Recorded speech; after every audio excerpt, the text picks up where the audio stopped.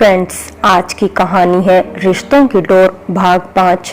पिछले भाग में आपने पढ़ा, निमित काम्या को कहता है, अरे वह औरत तो कहीं से भी राजू के काबिल नहीं है। कहाँ हमारा भाई कितना पढ़ा लिखा, स्मार्ट और वह एकदम से गंवार। अच्छा, लेकिन राजू तो उसकी तारीफ ही कर रहा था कि घर में सब उसे बहुत पसंद करते हैं, घर भी बहुत अच्छे से रखती है और माँ पापा का ध्यान भी बहुत रखती है। अब आगे गांव की औरतें तो यह सब कर ही लेती है, इसमें क्या बड़ी बात है।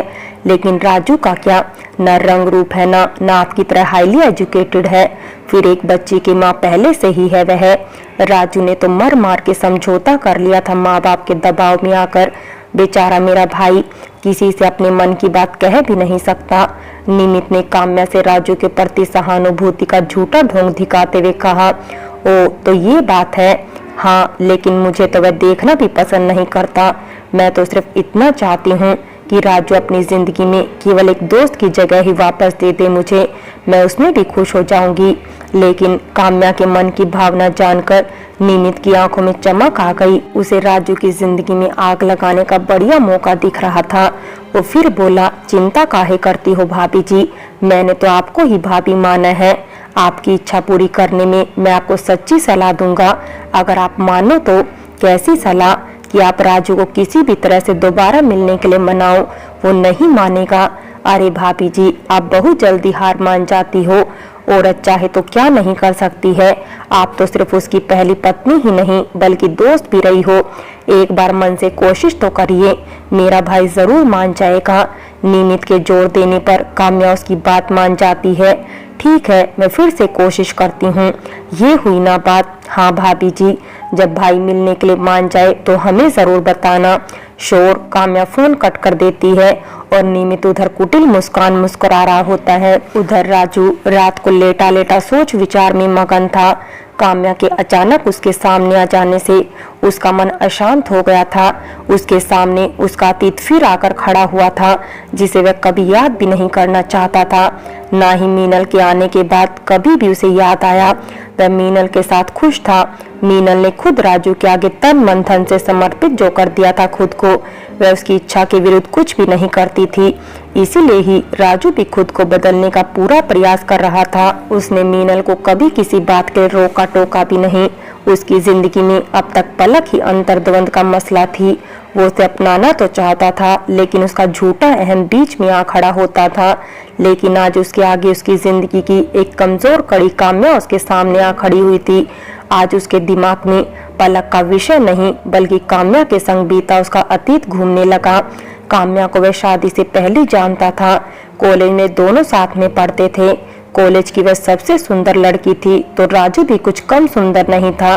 दोनों एक दूसरे को पसंद करने लगे, फिर प्यार हो गया। राजू को आज भी वह दिन याद था जब कॉलेज में अपने सारे दोस्तों के सामने उसने काम्या को प्रपोज किया था। बिल्कुल फिल्मी अंदाज में हाथों में बुके ले हुए घुटनों पर बैठकर उसको बुके देते हुए उसने काम्या से अपने प्यार का इजहार किया था। काम्या उसकी इसी अदा पर फिदा हो गई थी। काम्या हालांकि एक मध्यम वर्गीय परिवार से ही थी, लेकिन खूबसूरत होने के कारण कॉलेज में फेमस थी। अंग्रेजी मीडियम में पढ़े होने के कारण वह अंग्रेजी बोलने में भी अच्छी थी। राजू पढ़ने लिखने में टॉपर जरूर था, लेकिन गांव से होने के कारण शहरी रहन सहन की ऐसी लड़की के आकर्षण से खुद को बचा नहीं सका।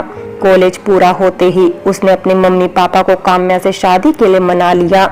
हालांकि राजू के माता पिता अंतर जातीय विवाह के पक्ष में नहीं थे, लेकिन इकलौते बेटे की खुशी के आगे झुक गए। काम्या और राजू की शादी हो गई। काम्या शहर छोड़कर गांव आ गई।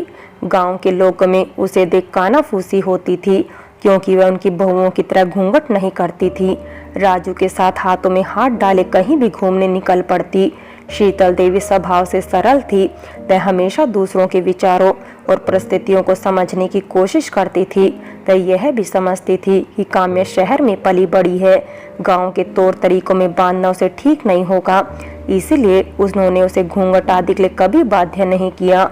वह उसे अपनी बेटी की तरह रखती। लेकिन काम्या ने उनके सीधेपन का गलत फायदा उठाया।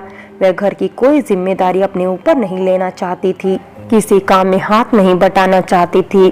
कुछ दिन तो सही रहा, लेकिन धीरे धीरे राजू को यह सब बुरा लगने लगा।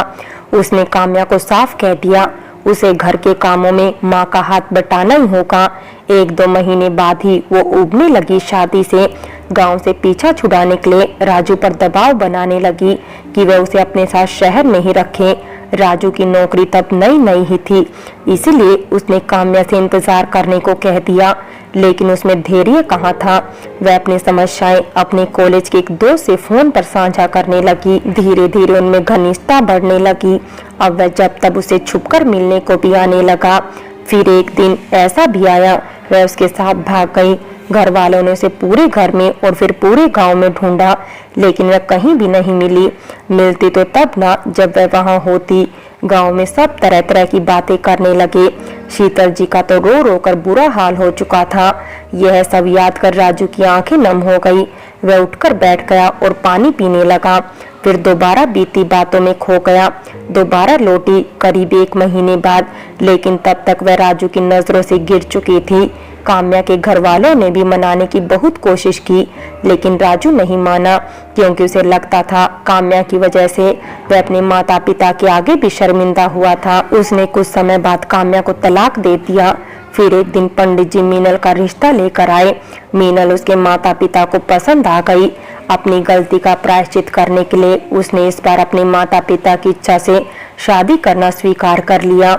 यह सब याद करते करते कब उसकी आंखें लग गई पता ही नहीं लगा। सुबह उठा तो देखा ऑफिस के लिए देरी हो चुकी थी। फटाफट तैयार होकर वह ऑफिस पहुंच गया। बिना नाश्ता किए ही ऑफिस में जरूरी काम निपटाकर जब वह निश्चित होकर बैठा तो उसे भूख लगाई। उसने कैफेटेरिया में जाकर कुछ खाने का निश्चय किया। जब वह वहां खा रहा था तभी उसे काम्या का कॉल आता है। राजू प्लीज मुझसे एक बार मिल तो लो। तुम्हें कितनी बार समझाऊं, मुझे तुम में कोई दिलचस्पी नहीं है। एक आखिरी बार मैं यही हूँ, बाहर कैफेटेरिया के पास वाले गार्डन में। यह कहकर काम्या ने फोन कट कर दिया। राजू को उसके इस तरह पीछे पड़ने पर बहुत गुस्सा आ रहा था। वह थोड़ी देर वहीं बैठा सोचता रहा। फिर उसने तय किया आज वह काम्या की अकल ठिकाने लगाकर ही रहेगा। वह जा पहुंचा उसी जगह जहां काम्या पहले से उसका इंतजार कर रही होती है। आगे बढ़कर उसे थप्पड़ जड़ने को होता है, तभी वह जबरदस्ती उसके गले लग जाती है। उसी समय किसी की तस्वीर क्लिक करने का आभास राजू को होता है। राजू यहाँ वहाँ देखता है, उसे कोई दिखाई नहीं देता। फिर वह काम्या को खुद से अलग करता है। तुम्हें शर्म नहीं आती? यह मेरे ऑफिस का एरिया है, कोई लैला मजनू पार्क नहीं। आई एम सॉरी राजू, मैं अपने जज्बातों पर काबू नहीं रख पाई, लेकिन मैं बर्दाश्त नहीं कर सकती हूँ कि तुम मुझसे इस तरह बेरुखी दिखाओ। अभी वह गुस्से में ही था, वह कुछ बोलने को होता कि काम्या पहले से ही बोलने लगती है। हाँ, मैं जानती हूँ अब तुम कहोगे कि तुम शादीशुदा हो, लेकिन मैं कब कह रही हूँ कि तुम मुझसे शादी करो। मैं तो सिर्फ इतना चाहती हूँ कि हम दोबारा वैसे ही दोस्त बन जाएं जैसे पहले थे, शादी के पहले। उसकी बात का आशय राजू समझ रहा था। उसे विश्वास ही नहीं हो रहा था कि यह वही लड़की है जिसे उसने कभी चाहा था। देखो काम्या, मैं तुम्हें आखिरी बार समझा रहा हूँ, तुम अच्छे घर की लड़की हो। यह सब करके तुम अपने माता पिता को और शर्मिंदा कर दोगी समाज में। मेरी इज्जत की परवाह तो तुमने कभी की नहीं। कम से कम अपने माँ बाप की इज्जत का ख्याल तो करो। और मेरी मानो तो तुम भी किसी से शादी करके सेटल हो जाओ और जिंदगी में मूव ऑन करो। जो उम्मीद तुम मुझसे कर रही हो वह संभव नहीं है। मैं अपनी पत्नी के साथ छल नहीं कर सकता, क्योंकि छल जाने की पीड़ा को मुझसे ज्यादा कोई नहीं समझ सकता है। मैं अब अपनी पत्नी से ही प्रेम करता हूँ। अब तुम यहाँ से जाओ और मुझसे दोबारा मिलने की कोशिश भी मत करना, वरना मुझे तुम्हारे माता पिता से मिलकर तुम्हारी शिकायत करनी होगी। इतना कहकर वहां से चला गया। काम्या छोटा सा मुंह लेकर लौट गई। उधर गांव में निमित पान की दुकान पर खड़ा होकर गप्पे मार रहा होता है। तभी उसके फोन में मैसेज टोन बजती है। वह फोन ऑन करता है। मैसेज देखकर उसकी आंखों में चमक आ जाती है। बबलू ने उसे आज सुबह गार्डन में काम्या और राजू की तस्वीर जो खींची थी वही भेजी थी। तस्वीर खींचने का काम उसे निमित ने ही दिया था। थोड़ी ही देर बाद निमित पहुंच जाता है मीनल के पास में। वह उसमें घर में अकेली थी, आंगन में धुलाई करने में लगी थी। निमित पहले ही जानता था इस समय शीतल जी मंदिर में शाम की आरती के लिए गई होगी और पिताजी तो पास के गांव तक गए हुए हैं। नमस्ते भाभी जी।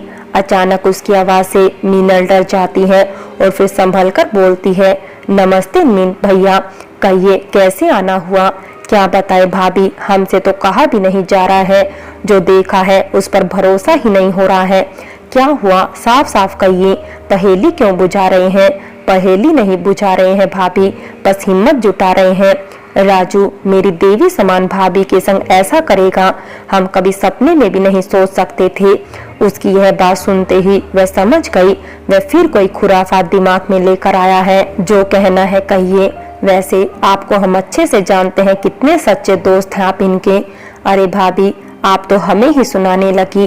कोई बात नहीं, हम पर भरोसा नहीं तो इस तस्वीर पर तो होगा ना।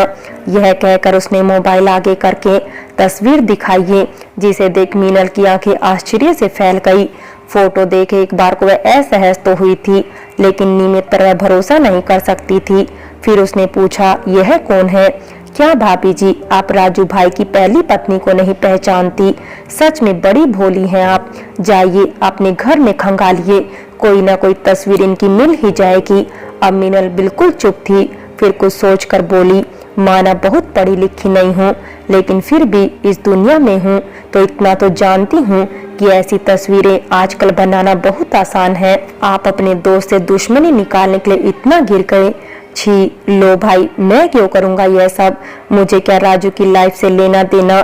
मैं तो आपका सोचकर चलाया कि आप ठहरी गांव की सीधी सादी, यहाँ सास ससुर की सेवा में मगन, और राजू वहाँ शहर में गुलछर्रे उड़ा रहा है।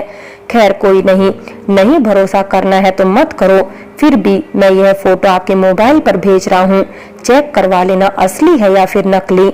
नमस्कार, हाथ जोड़ो वहां से चलता बना।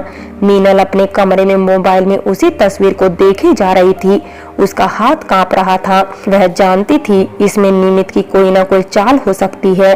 उसका दिल चाहता था यह तस्वीर झूठ निकले, लेकिन अगर कहीं सच्ची हुई तो यही ख्याल उसकी आंखों से आंसू बरसा रहा था। फोटो देखने में तो नकली नहीं लग रही थी, लेकिन इसके बारे में किसी और से तो पूछने की उसमें हिम्मत नहीं थी। उसके मन में नकारात्मक विचार आने लगे। कहीं वह राजू की जिंदगी में सच में लौट आई तो? आखिर वह उनका पहला प्यार है, समझौते की शादी की है उन्होंने। नहीं नहीं, वो ऐसे नहीं है, मेरे साथ कभी गलत नहीं करेंगे। लेकिन कहीं वही उनको बहका रही हो तो? यह सब सोच सोच के वह फूट फूट कर रोने लगी। उसे अपनी किस्मत पर भी गुस्सा आ रहा था। बार बार उसके साथ ही मजाक क्यों कर रही है उसकी किस्मत। फ्रेंड्स, बाकी की कहानी अगले भाग में देखें, और अगर कहानी अच्छी लगी हो तो लाइक करें, शेयर करें, और प्यार भरी कहानी चैनल को सब्सक्राइब करें।